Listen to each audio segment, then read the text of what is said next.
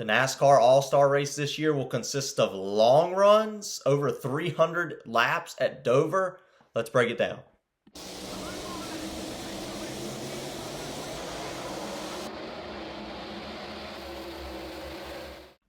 Hello everybody, welcome to Dirty Air. I'm your host Alex Lambert, and let's talk about NASCAR's 2026 All-Star Race format that was announced today. We'll take a quick look at the TV ratings. We'll take a look at some odds this week going into Circuit of the Americas.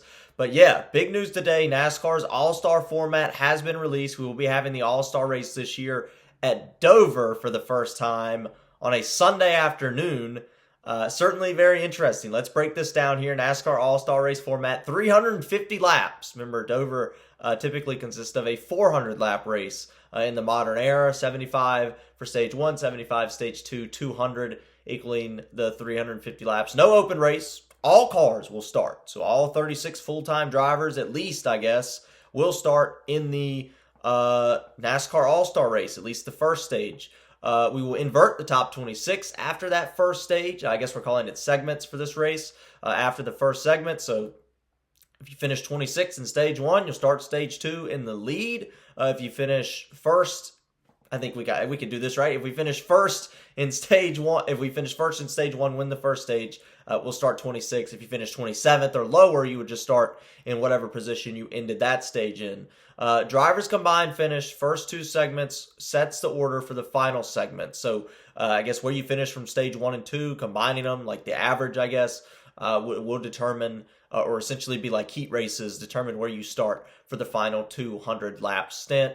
Once again, it'll be 26 drivers that will compete in that final stint. So it will go down from the 36 at least to 26. So at least 10 drivers will be cut going into the final 200 laps. That will consist of the race winners from last year, 2025, the race winners from so far this year, and past champions, full-time past champions. Best combined segment finishers, as mentioned, that will fill up the rest of it. And then, of course, the fan vote will determine who gets in the final 200 laps of the All-Star Race at Dover. So it's a little weird, a little different than I think what we're used to seeing in the All-Star. The All-Star Race is usually like this: short runs at night, right? It's usually at night at Charlotte, Bristol night. We've had that before. We've done it with Wilkesboro the last few years at night. It's short runs. It's not long run speed. It's shorter runs with stages, a lot of cautions, some gimmicky situations sometimes.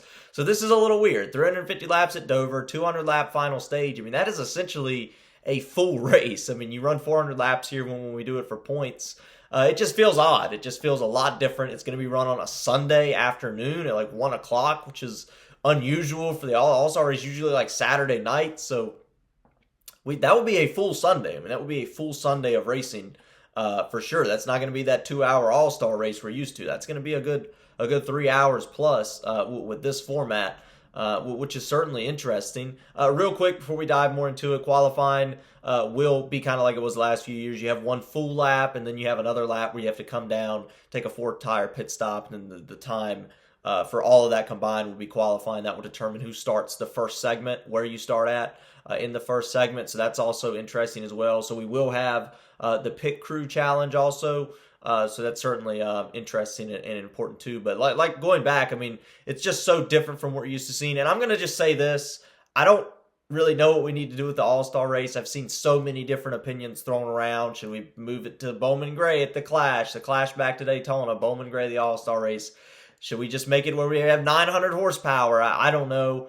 It's $1 million for the win. That seems like a low. That is probably the lowest purse of all races this year for the winner. Just seems unfortunate. I will say this though, I think Dover not being a points race, and I said this when this was announced last year, Dover not being a points race to me takes away from the overall NASCAR schedule. When I look at the NASCAR schedule, I look at all these different racetracks, right? I look at all these different ovals and all these different characteristics of each racetrack. We've got short tracks, we've got super speedway, we have Atlanta, we've got a few road courses sprinkled in there. Who can be the best in 36 races, win a championship by capitalizing on all NASCAR racetracks? And with Dover not being on that schedule, I think there's just something missing from the schedule, right? We're going to have this 350 lap All-Star Race, but it doesn't account for points. It doesn't count towards anything on a championship level. So that to me, I think takes a little bit away from Dover.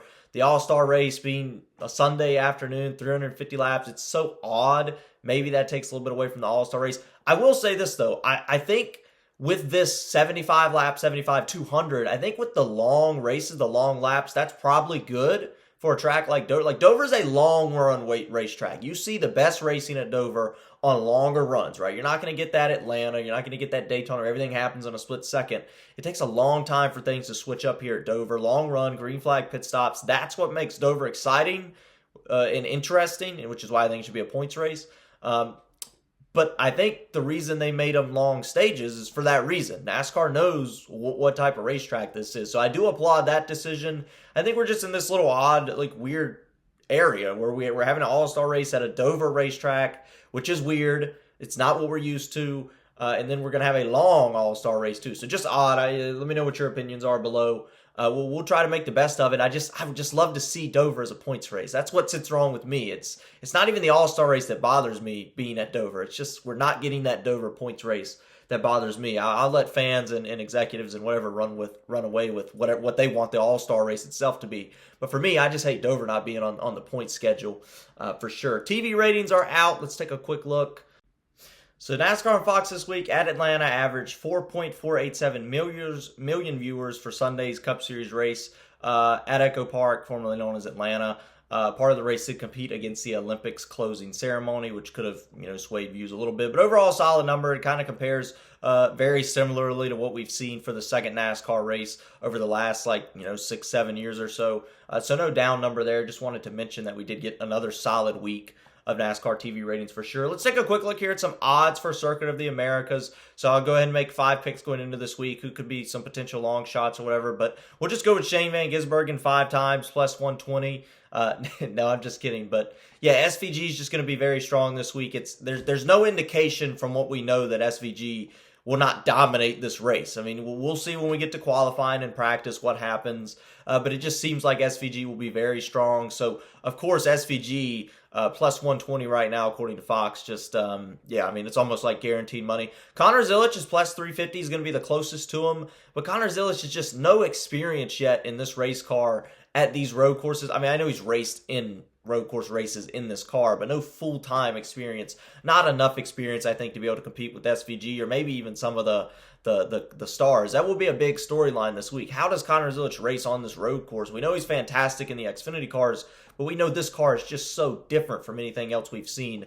What could really happen there? A few others to look at, like some long shots. I just don't think they're going to have enough to be able to get the win. But I look at like Chase Briscoe at plus 2,000, right? Chase Briscoe, who's come close to SVG. He's probably the closest driver to SVG at the road courses a year ago.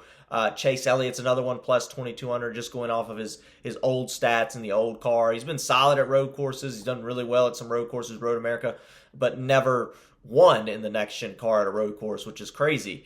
And then, of course, just to throw another name out there, Kyle Busch, plus 2,800, because he was the fastest car at COTA a year ago. That brings me to this kind of quick graph here. Fastest in each road course race last year in 2025 from NASCAR Insights. This was found on X. Their speed rating, COTA was the only one that it wasn't SVG, which is where we're going this week. It was Kyle Busch. Once again, remember, SVG was a rookie last year, so this was his third race of a full-time schedule.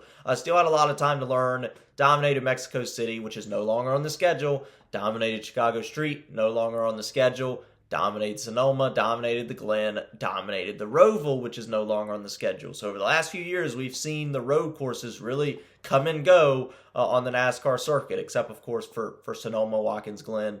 And Circuit of the Americas has been sort of a staple for the last few years or so. That's it. Really all there is to talk about following this video. I want to talk a little bit about the All-Star Race. Let me know what you think. And, of course, let's get rowdy.